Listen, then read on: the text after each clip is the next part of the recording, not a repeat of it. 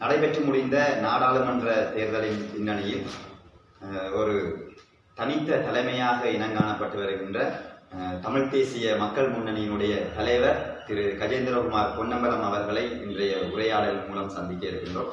வணக்கம் சார். ஒரு தனித்த தமிழ் தலைமையாக கடந்த 10 வருடங்களாக உங்களுடைய அரசியல் பணியை தொடர்ந்து ஒரு அங்கீகாரத்தினை நீங்கள் பெற்றிருக்கின்றீர்கள். நடந்து முடிந்த நாடாளுமன்ற தேர்தலிலே 2 ஆசனங்களை உங்களுடைய கட்சி பெற்றிருக்கின்றது. முதலில் வாழ்த்துக்கள். நேரடியாக விடயத்திற்கு வருவோம். இரு தேசம் ஒரு நாடு என்கின்ற ஒரு கொள்கையிலே நீங்கள் பயணிக்கின்றீர்கள். இந்த நாடு தனித்த சிங்கள பௌத்த நாடு என்று அங்கே தலைவர்கள் கொக்கரித்துக் கொண்டிருக்கின்ற வேளையிலே இந்த இரு தேசம் ஒரு நாடு என்கின்ற உங்களுடைய கொள்கை எவ்வளவு தூரம் சாத்தியம்? முதல்ல சொன்னவன் அந்த தனித்த திறமை என்ற கோணத்தில் இந்த தேர்தல் முடிவுகள் அதற்குரிய ஒரு அங்கீகாரத்தை கொடுத்ததாக நாங்கள் கேட்டதில்லை. உண்மை என்றால் நாங்கள் அந்த கொள்கையை மட்டும்தான் முன்னிலைப்படுத்தி நாங்கள் செயல்பட்டு கொண்டு வருகிறோம். அதில் அந்த கொள்கையை முன்னுக்கு கொண்டு போகிறதுல கட்சியின் தலைவர் என்ற வகையில் நானும் எங்களுடைய செயலாளர் செல்வராஜ கஜேந்திரனும் கூடுதலான பங்கை செலுத்தினதாக மக்கள் எங்களை அந்த கட்சியோட அந்த கொள்கையோட அடையாளப்படுத்துகிற ஒரு தன்மை கொஞ்சம் கூடவாக இருக்கிறபடியாகத்தான் அப்படிப்பட்ட ஒரு முடிவு வந்திருக்கிறதே தவிர உண்மை பொறுத்தவரை எங்களுடைய இயக்கம் முற்று முழுதாக தனிநபர்களை ப்ரமோட் பண்ணுற வேலைத்திட்டங்களை நாங்கள் இயங்குறதே இல்லை.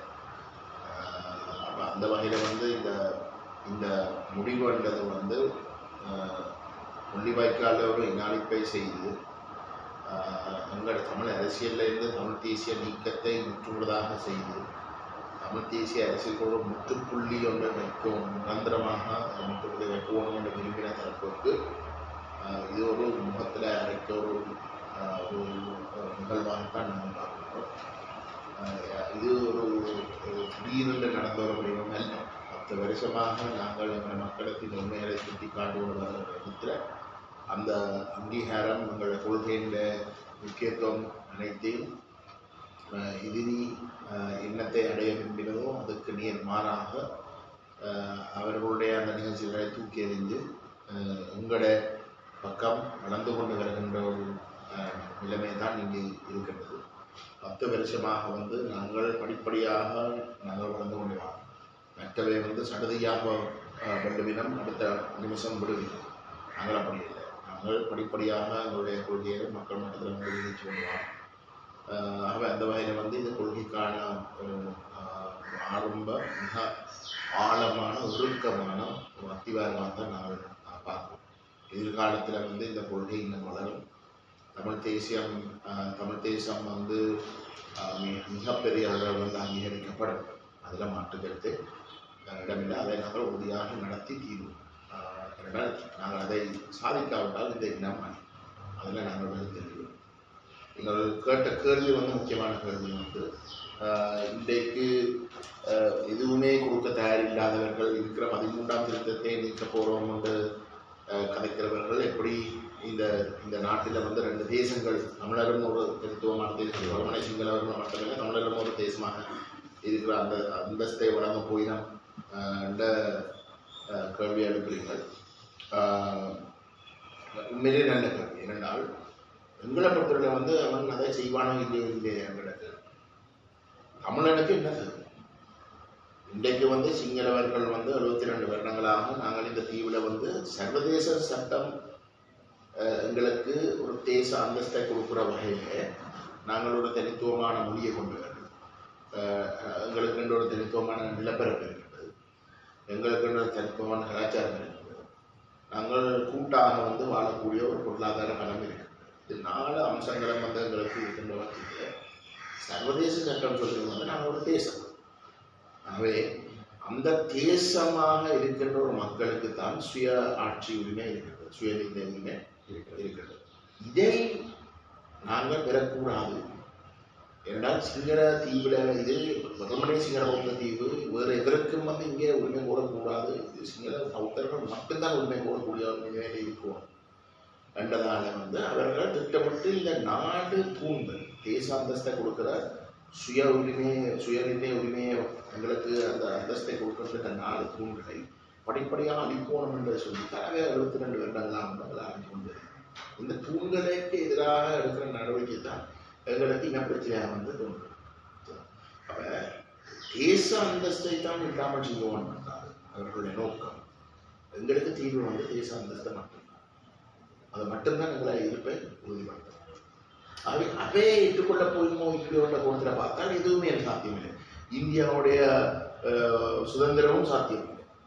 நம்ம தனியார் விரும்பி கொடுக்க போறது அதுக்கு எதிராக தான் நீங்க போட்டி போட்டு எந்த ஒரு நாட்டினுடைய சுதந்திரம் எந்த ஒரு இனத்துடைய விடுதலையும் எந்த ஒரு அடக்குமுறைக்கு உள்ளாக்கப்படுகின்ற எந்த ஒரு நபரும் வந்து அதுல இருந்து விடுதலை பெறுவதாக இருந்தாலும் கூட எதிர்நீச்சல் செய்து அதை சாதிக்கலாம்.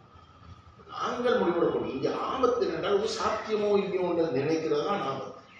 எங்களுக்கு என்ன வேணுமென்ற நினைக்க வந்து நாங்கள் அடைகிறதுக்கு வந்து நாங்கள் தொடர்ச்சியாக வந்து நாங்கள் பயணிக்கிறதுல தான் நாங்கள் வெற்றி தங்கி நாங்கள் இது சாத்தியமில்லை என்று சொல்லி போட்டு நாங்கள் கைவிட்டோம். அன்றைக்கு தான் நாங்கள் தோல்வி. எங்களை பொறுத்தவரை வந்து இந்த போராட்டம் வந்து ஒரு இடத்துல கொண்டு வந்து விடப்பட்டது. அதுல இருந்து நாங்கள் முன்னுக்கு போவோம். அதுல நாங்கள் வெளுத்தது அந்த வாய்ப்புகளை நாங்கள் பயன்படுத்தி முன்னுக்கு போவோம். முதலாவது இப்ப கேள்வி வந்து சாத்தியமோ இல்லையோ இல்லை, எது எங்களுக்கு தீர்வு, அதை நோக்கி நாங்கள் பயணிச்சு கொண்டே இருக்கோம். விடாம பயணிச்சு கொண்டே நின்று பிடிக்கும். இந்த பயணத்துல நின்று அதுதான் முதலாவது. இரண்டாவது வந்து சரி இருக்கிற நிலைமையில வந்து நாங்கள் பயன்படுத்தி முன்னுக்கு போகலாமா, இப்ப இருக்கிற கலச நிலையில வந்து நாங்கள் உண்மையில முன்னேறலாமா? நிச்சயமாக முன்னேறலாம். ஏனென்றால் இதுவரைக்கும் வந்து இலங்கை தீவுல வந்து ஒரு பூகோள அரசியல் போட்டி இதுவரைக்கும் நடைபெறவில்லை. ஆனால் 2005ஆம் ஆண்டுல இருந்துதான் இலங்கை தீவுல வந்து உலகத்தே ஆள்ற தரப்புகளுக்கிடையில் நடக்கிற போட்டியில இலங்கையில் வந்து மாற்றப்பட்டதில்லை. மஹிந்த ராஜபக்ஷ ஆட்சிக்கு வந்ததுக்கு பிறகுதான் சீனாவை வந்து பெரியவர்களை வந்து இலங்கைக்குள்ள ஆள்வக்கிறதுல அனுமதிக்கிறோம். சீனா இலங்கைக்குள்ள பெரியவர்களை வந்ததுக்கு பிறகு இந்தியாவுக்கு ஒரு தேசிய பாதுகாப்பு பிரச்சனை உருவாக்கியிருக்கு. அதே போன்று மேற்கு இன்றைக்கு உலகத்திலே மிகப்பெருமான வல்லரசு அமெரிக்கா. சீனா வந்து 2ஆம் இடத்துல இருக்கு. சீனா வந்து அமெரிக்கான இடத்தை வந்து சவாலுக்கு உட்படுது. நினைக்கிறேன் 2 வருஷத்துக்கு முதல் சரித்திரத்தில் முதல் தடவையாக வந்து அமெரிக்காவை தாண்டி சீனாவோட பொருளாதாரத்தை வளர்ச்சி அந்த வருஷம் இருந்தார். அது நிரந்தரமா இல்லை. இது அதுக்கு அடுத்த வருஷம் வந்து கொஞ்சம் குறைஞ்சிருது. ஆனால் மட்டுமட்டாக அப்ப ஒரு கட்டத்தில் வந்து சீனா நிரந்தரமாக அதை தாண்டி வளரப்போகும். சீனா இன்றைக்கு வளர்ற உலகத்துல வந்து ஆய்வாளர்கள் கூறுகிறார்கள் 2035ஆம் ஆண்டுக்கும் 2050ஆம் ஆண்டுக்கும் இடையில வந்து சீனா தான் மிகப்பெரிய உலகத்திலே வல்லரசாக மாறும். அப்ப இந்த போட்டி இன்றைக்கு இலங்கையை மையப்படுத்தியும் இருக்கு. அப்ப அப்படிப்பட்ட இடத்துல சீனா சார்ந்த அரசாங்கம் இன்றைக்கு கோட்டாபய ராஜபக்ச சீனா சார்ந்த அரசாங்கம் இல்லை எனக்கு. அப்ப இந்த அரசாங்கத்துக்கு ஒரு அழுத்தம் கொடுக்கறதுக்கு வந்து மேற்கு இந்திய நாடுகள் வந்து விரும்புகிற இடத்துல அந்த அழுத்தத்தை வந்து தமிழ் அரசியல் கூடாகத்தான் நாங்கள் செலுத்தலாம். வேற ஒன்றும் என்னோட பொருளாதார ரீதியாக வந்து சீனாவை மியான்மார் வந்து உலகமே வந்து மியான்மாருக்கு எதிராக வந்து அன்சான் சூக்கிய கைது செய்து வச்சிருக்க உலகமே வந்து மியான்மாருக்கு எதிராக பொருளாதார தடையை விதிக்க வந்து சீனா வந்து சீனா வந்து அதுக்கு உதவிகளை கொடுத்து வந்து கடந்த 40 வருஷமா தக்க வைக்கிறது. மியான்மார் வந்து இலங்கைக்கு கூட 15 தடவை கூட பெருசு சரித்துவையிலையும் நிலப்பெறும். அப்ப இலங்கையை வந்து தக்க வைக்கிற வந்து சீனாக்கு பொருளாதார ரீதியாக தக்க வைக்கிற பெரிய எழுத்து. அப்படின்னா பொருளாதார தடையில போட்டு பெரியவங்க இலங்கையை வந்து நீங்கள் நசுக்கிய. அப்ப வேறு வழியிலே வந்து பெரியவர்களை வந்து அழுத்தம் போட தமிழ் அரசியலை அங்கீகரிக்கிறதா இல்லையா மட்டும்தான் அந்த அழுத்தம் இருக்கு. ஆகவே இந்த மேற்கு இந்திய நாடுகள் வந்து தமிழ் அரசியலை பாவிக்க விரும்புகிறோம். அதங்களுக்கு தெரியும் கூட்டமைப்பு 10 வருஷமா வந்து இந்தியாவுடைய முகவர்களாக தான் செயல்படும். இந்த வல்லரசு எங்களை பாவிக்க தங்களுக்கு இலங்கை சீனா சார்ந்த ஒரு போக்குற போராட்டத்துல வந்து தங்களுக்கு தேவைப்படுற இடத்துல வந்து அர்த்தம் போடுறது தமிழ் அரசியலை பாவிக்க விரும்புகிற தரப்புடன் கூட தமிழனை வந்து தாங்கள் விரும்பினபடி வந்து பாவிக்க விரும்புவதை தவிர தமிழருக்கும் இதுல வந்து ஒரு லாபம் ஒரு நன்மை அடைய உணவுள்ள போனதை சிந்திக்கிறாங்க. எங்களுடைய நிலைப்பாடை வந்து நாங்கள் எங்களுடைய நிலங்களை கைவிட தயாரிக்கிறோம். வேறு எதிரோட ஒத்துழைக்கிறதா இருந்தால் எங்களுடைய மக்களுடைய நிலங்களை வந்து அதை கொடுக்கிறோம். வேணப்படாமல் வந்து நாங்கள் ஒத்துழைப்பு கொடுக்க தயாரிக்கிறோம். அதை நாங்கள் கழித்து அதுக்கு எதிராக போக மாட்டோம்.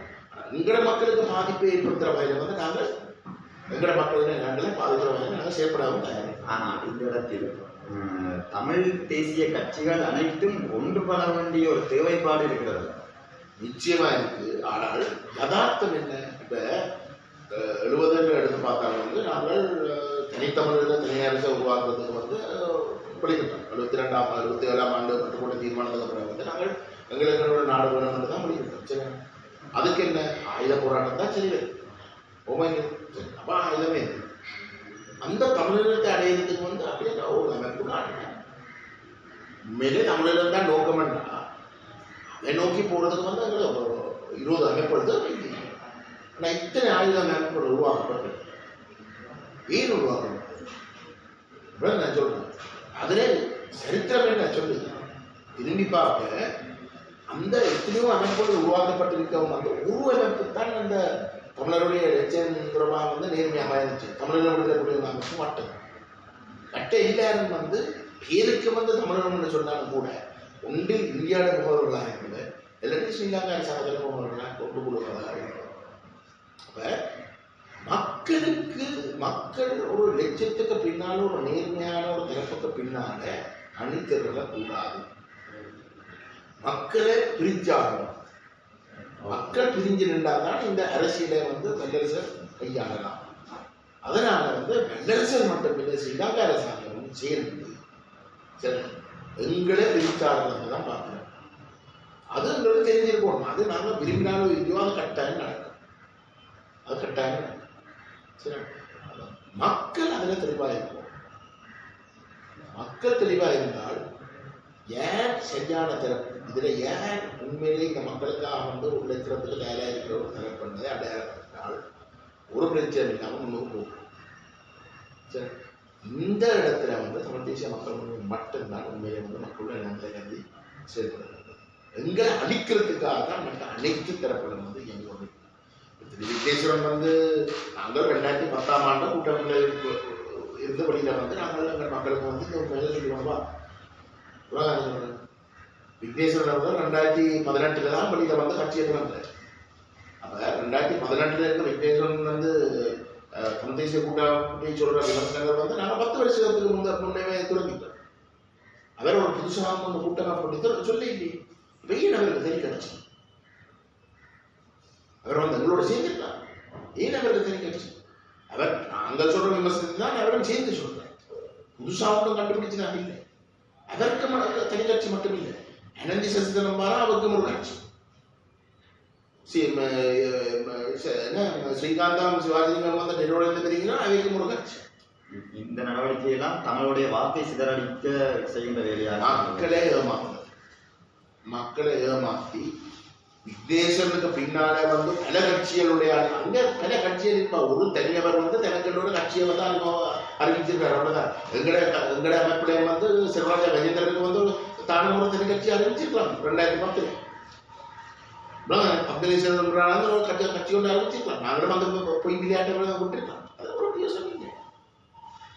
அது ஒரு யோசனை. இப்பொழுது தேர்தலுக்கு பின்னராக அனைத்து தமிழ் கட்சிகளும் ஒன்றிணைந்து செயற்பட வேண்டும் என்று தமிழ் தேசிய கூட்டமைப்பு சார்பிலே கோரிக்கை விடுத்திருக்கின்றார்கள். அவர்களுடைய பாதை சரி என்றால், அதாவது தமிழ் மக்களுடைய பிரச்சனைகளை அவர்கள் பேசுவார்களாக இருந்தால் அவர்களுடைய கொள்கைகளோடு அல்லது அவர்களுடைய நடவடிக்கைகளோடு இணைந்து செயற்பட நீங்கள் தயாராக இருக்கு. எங்களை பொறுத்தவரை வந்து எங்களுக்கு மக்கள் மிக தெளிவான ஒரு ஆணையம் எங்களுக்கு கொடுத்த ஆணையம் வந்து ஒரு மாற்று தேவை. எங்களுக்கு அந்த கூட்டமைப்போட சேர்ந்து பயணிக்கிறதுக்கு ஆணையம் கொடுத்து கூட்டமைப்பு பிள்ளை என்று சொல்லி நீங்கள் உங்களுடைய நிலப்பாடோட உறுதியாக போவோம். உங்களை நம்பித்தான் நாங்கள் வாரம் அடிப்படையில் தான் எங்களுக்கு மக்கள் வாங்க சொல்றேன்.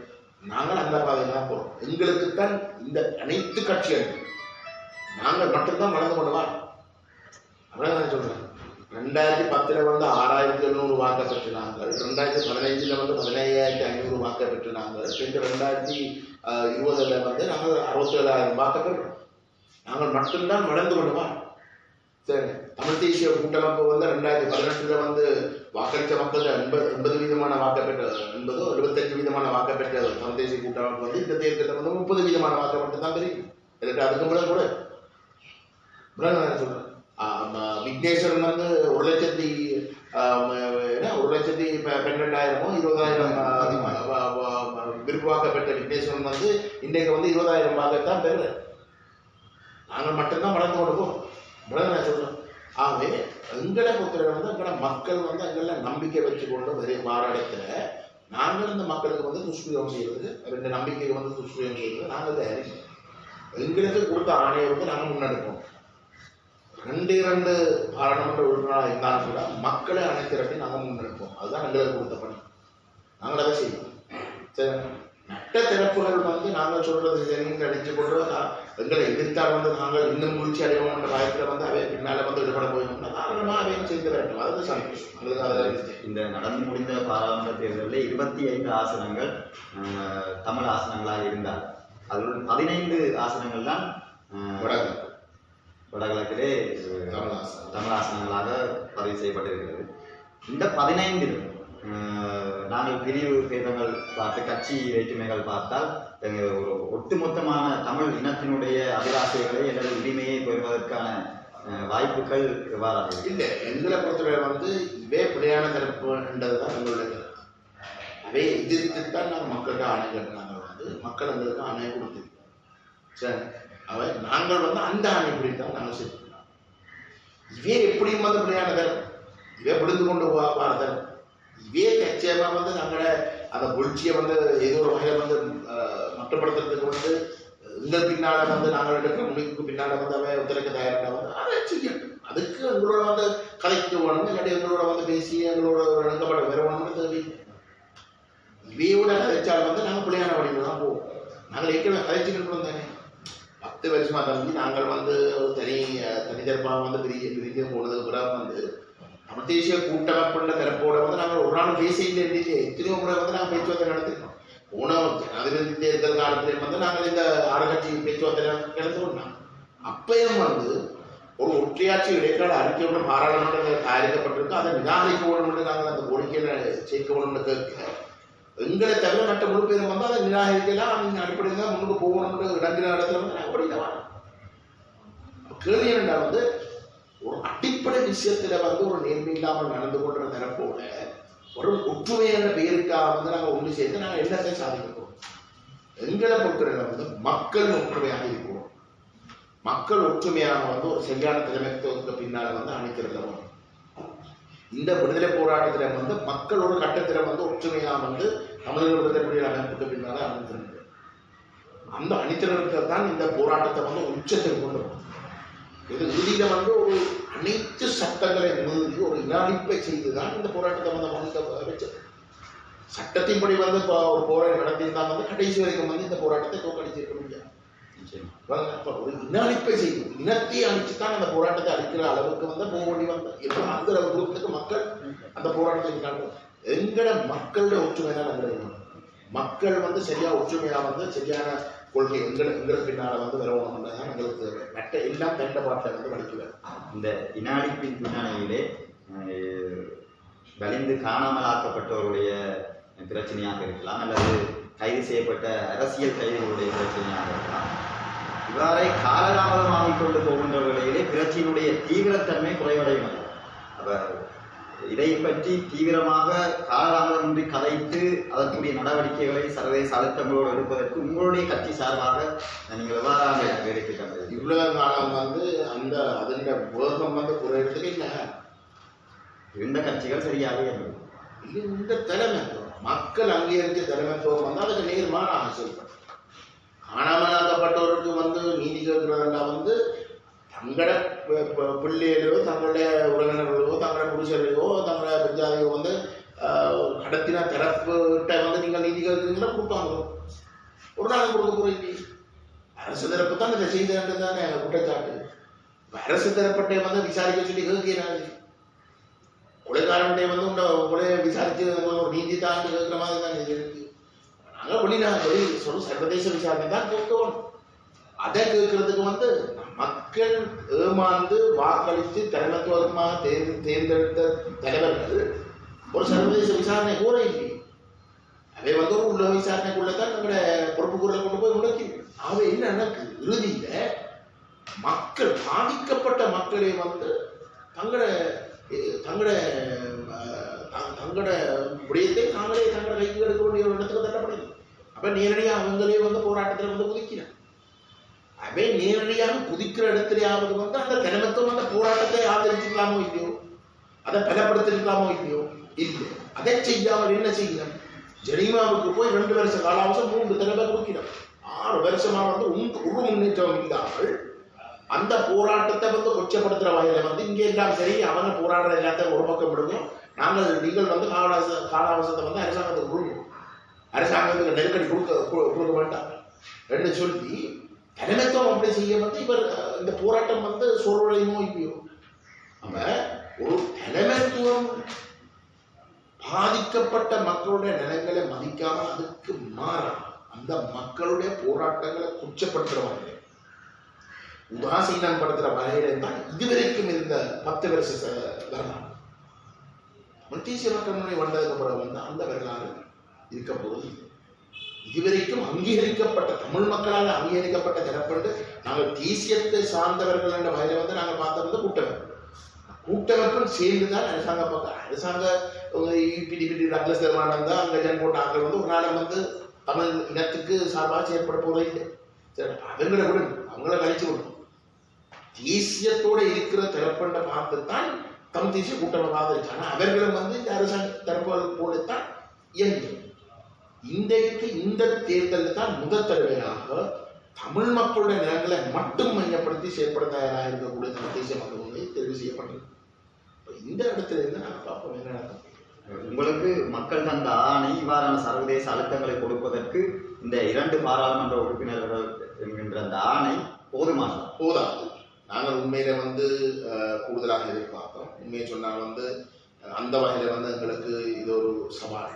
ஏனென்றால் இன்றைக்கு வந்து இப்போ உதாரணத்துக்கு வந்து நாங்கள் தமிழ் மக்களுடைய எந்த ஒரு ஜனநாயக முறையிலையும் யாருக்கு பெரும்பான்மை ஆதரவு இருக்கிறன்னு தான் கேட்பேன். இப்ப இன்றைக்கு கூட வந்து ரணில் விக்ரமசிங்கனுக்கும் ஒரு தேசிய பட்டியல் உறுப்பினர் இருக்கு, அவருக்கும் ஒரு வகையில வந்து ஒரு ஆணை கிடைச்சு. ஆனா ஒட்டுமொத்தமா பார்க்கின்ற பொழுது வந்து ஜனநாயக ரீதியில வந்து மிகப்பெரிய பெரும்பான்மை வந்து கோட்டாபய ராஜபக்ச தரப்பு தான் ஆணையம் வழங்கியிருக்காரு. அப்படி பார்க்க வந்து நீங்க சொன்ன வடகிழக்குல வந்து தேர்ந்தெடுத்த 15 தமிழ் பாராளுமன்ற உறுப்பினர்கள் தமிழ் தேசிய மக்கள் வந்து 2 பேர் தான் இன்றைக்கு.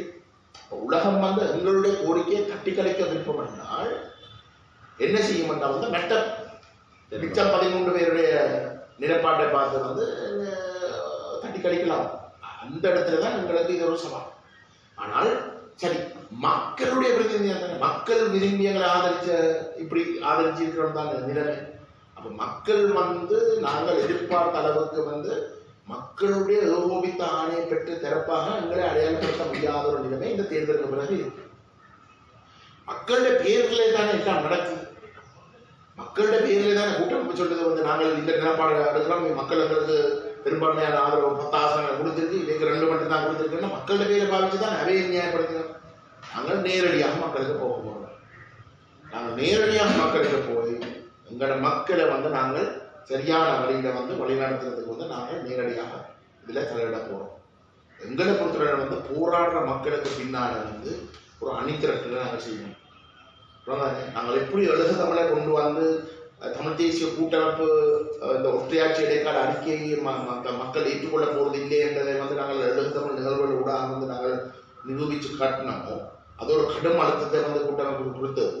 அதே போன்றான தமிழ் மக்கள் உண்மையிலே என்னத்தை விரும்பினோம் என்றது வந்து தமிழ் தேசிய மக்கள் முன்னணி தான் உண்மையிலே பிரதிபலிக்கணும் என்ற நிலைமை நேரடியாகவே எங்களோட தமிழ் மக்களை கொண்டு நாங்கள் அதை நினைப்போம். மக்கள் சக்தியை நாங்கள் நிரூபித்து காட்டுவதன் ஊடாக எங்களுடைய நிலப்பாடோடு தான் மக்கள் உண்மையிலே இருக்கிறார்கள். தேர்தலில் துரதிர்ஷ்டவசமாக ஏமாற்றப்பட்டு வாக்களித்து இந்த ஒரு நிலைமையாவது நாங்கள் உருவாக்காமல் நீங்கள் குறிப்பிட்டத போல நாங்கள் வெறுமனே பாராளுமன்றத்தில் இருக்கக்கூடிய நிலைமையை மட்டும் வச்சு பார்த்தால் எங்களுக்கு கடன் சவால். நீங்கள் கூட்டமைப்பினுடைய கொள்கை மாறுதல்கள் அல்லது அவர்களுடைய போக்கை நீங்கள் விமர்சிக்கின்ற வேளையிலே தேர்தல் காலங்களிலே கூட்டமைப்பினர் உங்களுக்கான வைத்த குற்றச்சாட்டு என்னவென்றால் கஜேந்திரகுமார் பொன்னம்பலம் என்பவர் கூட்டமைப்புக்கு எதிரான விமர்சனங்களை மட்டுமே வைக்கக்கூடியவர். ஆனால் அதற்கான எந்த ஒரு தீர்வையும் அவருடைய கட்சியால் கொடுக்க முடியாது என்று அவர்கள் வைத்த குற்றச்சாட்டு. இதை சம்பந்தமாக நீங்கள் என்ன ஆரம்பத்தில் முதலாவது கேள்வி வந்து இரு தேசங்கள் ஒரு நாடுಗಳ கோட்பாடை வச்சிருக்கீங்க வந்து அது எப்படி அணுகுது? அது யார் வச்ச கோட்பாடு? நீங்க அது யார் எப்படி அதை அடையலாம்ன்றதை வந்து நம்ம உங்களோட கூட அரசியல் நிலைமையை பயன்படுத்தி அடையலாம்ன்றது நம்மளோட கூட்டமைப்பு தான் சொல்லி எங்களை பொறுத்தவரை வந்து நாங்கள் சரியான பாதையில போகிறோம். நாங்கள் எங்களுக்கு ஒரு கொள்கையை வச்சிருக்கோம். பொருளாதார ரீதியாக அபிவிருத்தி சம்பந்தமாக வந்து நாங்கள் ஒரு மிகப்பெரிய அளவிலான ஒரு எங்களோட தேர்தல் விஞ்ஞாபனத்தில் வந்து நாங்கள் பொருட்பட்டிருக்கிறோம். நாங்கள் ஒவ்வொரு வீட்டுக்கும் வந்து தேர்தல் விஞ்ஞாபனத்தை அது கொஞ்சம் காரமான ஒரு ஆவணம். ஆனால் அந்த சுருக்கத்தை வந்து நாங்கள் ஒவ்வொரு வீட்டுக்கும் தான் இருக்கிறோம். ஒவ்வொரு நபருக்கும் வந்து நாங்கள் கையாளைய கொடுத்தோம். அதை நீங்கள் பார்த்துட்டீங்கன்னா எங்களோட பொருளாதாரத்தை நாங்கள் எப்படி கட்டிக்கிட்டு போகிற மாட்டது வந்து அதில் இருக்கு. இவை சொல்றாங்க இதை வெறுமனை கொள்கையை பற்றி மக்கள் கலைக்கிறோம், மக்களுக்கு வந்து சாப்பிட்றதுக்கு வழி இல்லாமல் இருக்கு அண்டு எல்லாம் கிடக்கெல்லாம் சொன்னாங்க. நாங்கள் எப்படி நாங்கள் இந்த பொருளாதாரத்தை கட்டியிருப்போம்ன்றதை வந்து நாங்கள் இடத்துல கொடுத்துருக்கோம். இவ்வளோதான் சொல்றோம். அப்போ எங்களுக்கு திட்டங்கள் இருக்கு. நாங்கள் எங்கட வேலையில வந்து நாங்கள் 3ஆக பிரிச்சிருக்கோம். அரசியல் தீர்வு என்ற விஷயம், தேசத்தில் அங்கீகாரம் என்ற விஷயம், 2வது பொறுப்பு பொருள் விஷயம், 3வது வந்து நிற்கக்கூடிய வந்து பொருளாதாரம். அந்த 3 விடயமாக நாங்கள் பிரித்து அதற்குரிய வியூகங்களை வந்து நாங்கள் தெளிவாக வந்து எழுத்து மூலமாக கொடுத்து மக்கள்கிட்ட வந்து நாங்கள் பயன்படுத்தி இருக்கிறோம். அதை நாங்கள் வரையிருக்கோம். இப்போ பொருளாதார விஷயத்தை வந்து நாங்கள் எதிர்பார்த்த அளவுக்கு வந்து அங்கீகாரம் கிடைக்காவிட்டாலும் கூட இன்றைக்கு புலம்பெயர்ந்த தமிழ் மக்கள் வந்து ஓவித்து ஆதரிச்சதுல வந்து மக்கள் தெரியாது. சரி, அந்த மக்கள் இன்றைக்கு வந்து ஒரு நம்பிக்கையில் இருக்கிறோம். அவர்களுடைய அந்த பங்களிப்போட வந்து நாங்கள் ஒரு பொருளாதார ரீதியான மாற்றங்களை இந்த 8 மாவட்டங்கள் வந்து நாங்கள் செய்யறதுக்கு நாங்கள் திட்டமிட்டு இருக்கோம். அவர்களோட பேசி அதை மிக விரைவில் வந்து நாங்கள் முதலாவது ஒரு இதாக நாங்கள் ஆரம்பிக்கிறதுக்கு ஒரு அடையாளத்துக்காக வந்து நாங்கள் மிக விரைவில் வந்து ஒரு ஒரு ஒரு ப்ரொஜெக்ட் ஒன்றை நாங்கள் செய்து காட்டுவதற்கு வந்து நாங்கள் முடிவெடுத்துக்கோம். அதை மிக விரைவில் வந்து நாங்கள் செய்யும். நடந்து முடிந்த பாராளுமன்ற தேர்தலிலே கூட்டமைப்பினருடைய கொள்கை மாறுதல்கள் தமிழ் மக்கள் அவர்களை வெறுப்பார்கள், அவர்களை தூக்கி எறிந்துவிட்டு ஒரு மக்கள் முன்னணியை தெரிவு செய்வார்கள் என்று ஒரு மக்கள் முன்னணி சார்பிலே பெரிய ஒரு அலை ஒன்று எழுந்தாலும் அவை வாக்குகளாக பதிவு செய்யப்படவில்லை. அதற்கு ஒரு காரணம் தமிழ் தேசிய மக்கள் முன்னணியினர் தன்னுடைய கொள்கைகளை இன்னும் மக்களுக்கு கொண்டு செல்லவில்லை அல்லது அவர்கள் இன்னும் மக்களை நெருங்கவில்லை என்றும் மக்கள் பேசிக் கொள்கிறார்கள். இதை நீங்கள் ஏற்றுக்கொள்கிறீர்களா? இல்லை அப்படி சொல்லிடுறாங்க. நாங்கள் தான் வளர்ச்சியை காட்டக்கூடிய ஒரு சிறப்பாக நெட்டவெல்லாம் வீழ்ச்சியை தான் காட்டும். சரி, அப்படி என்றால் இல்லை, நான் உங்களோட புதுசங்கான எந்த ஒரு குற்றச்சாட்டை வச்சவங்க அதை நான் ஏற்றுக்கொள்ளுறேன். ஏன் காணாது? இப்போ நீங்கள் அந்த ஊடகங்கள் எடுக்கணும், அச்சு ஊடகங்கள் எடுக்கணும். நாங்கள் எங்களோட விளம்பரங்களே தவிர இப்போ நாங்கள் போட்டி போடுறோம். இப்படி ஒரு சிறப்பு போட்டி போடுறதுல வந்து உங்களுக்கு தெரியும். பத்திரிகை பார்த்தா ஊடக வழிச்சல் இருட்டடி ஊடக வழிச்சல் முழு இருட்டடிப்பு. நாங்கள் இப்படி ஒரு சிறப்பு போட்டி போடுறதுலே தெரியும். நாங்கள் விளம்பரம் கொடுத்து வந்து போடுற இந்த சின்னத்தில் வந்து நாங்கள் போட்டி போடுறோம். இந்த நபர்கள் இருக்கின்றது வந்து ஒரு விளம்பரத்தின் ஊடாக வந்து நாங்கள் மக்கள்கிட்ட காட்டுறத தவிர பத்திரிகையில் வந்து எந்த ஒரு இடத்துலையும் வந்து எங்களோட செய்தியே இல்லை. நாங்கள் மேடைமடியும் நாங்கள் இறுதி கூட்டம் வந்து யாழ் குடாநாட்டில் வந்து நடைபெற்ற மிகப்பெரிய வெற்றியான கூட்டம் எங்களுடைய 2ஆம் தேதி பருத்தித்துறையில் வந்து வேறு எந்த ஒரு தரப்புக்கு கிட்டவே வர முடியாத அளவுக்கு வந்து அங்க மக்கள் அணிதிரண்டவை முழு பேர் அச்சூடகம் உண்டாவது வந்து எங்கட படங்களை போட்டு வந்து அது ஒரு செய்தியா போட்டுது. முழு இருட்டடி கடைசி 3 கிழமையா வந்து உங்களுடைய அமைப்புடைய செய்தியை நீங்கள் பார்த்துட்டு அப்படி செய்தி வந்தாலும் வந்து ஒன்றை போட்டு 15 செய்திகள் அதை முற்றுமுழுதாக நிராகரிக்கிற மாதிரி வந்து போய் செய்திகள் வந்து பரப்பிடும். அப்ப அப்படிப்பட்ட ஒரு சவால் மிக்க ஒரு சூழ்நிலை தான் நாங்கள் சொல்றோம். அப்ப அந்த நிலைமை இருந்து கொண்டு தான் நாங்கள் அதை தாண்டி தான் போய் கொண்டிருக்கோம். இன்றைக்கு வந்து நான் இதே சொல்றேன், வெளிப்படையாக சொல்றேன். இவ்வளவு காலமும் எங்களை வந்து பிரிக்கிறதுக்கு நாங்கள் ஒன்று சேரக்கூடிய சக்திகள், நேர்மையாக ஒன்று சேரக்கூடிய சக்திகள் வந்து ஆரம்பத்தில் இருந்த வந்து தமிழ் தேசிய மக்கள் முன்னணி, தமிழ் சிவில் சமூகம் அமையம், மற்றது திருவிக்கேசம். ஆனால் இந்த மூன்று தரப்பையும் வந்து பிரிக்கிறதுக்கு ஆக்களே பலவீனங்களை பார்த்து திட்டமிட்டு வந்து பிரிக்கிறது. விக்னேஸ்வரன் வந்து வேற ஒரு வழியில் போயிட்டார். பதவிக்காக வந்து அவருடைய பலவீனத்தை பாவித்து வந்து அவர் வேறொரு பக்கத்தில் வந்து கொண்டு போனார். தமிழ் சிவில் சமூக அமையம் வந்து ஒரு அரசியல் நிலப்பாடு எடுக்கக்கூடாது, நடுவே வகிப்போம் என்று சொல்லி அவர்களை நியூட்ரலைஸ் பண்ணி வச்சிருக்கோம். சரி, அப்போ நாங்கள் மட்டும் இங்கே தனித்து போயிருக்கோம்.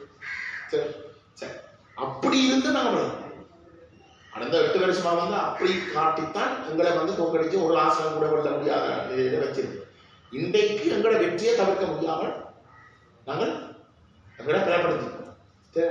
அப்ப தவிர்க்க முடியாத ஒரு வெற்றி வருகின்ற பொழுது அவை என்ன செய்ய பாருங்க, கட்சிக்குள்ளே வந்து பிரிவினை உருவாக்கலாம்.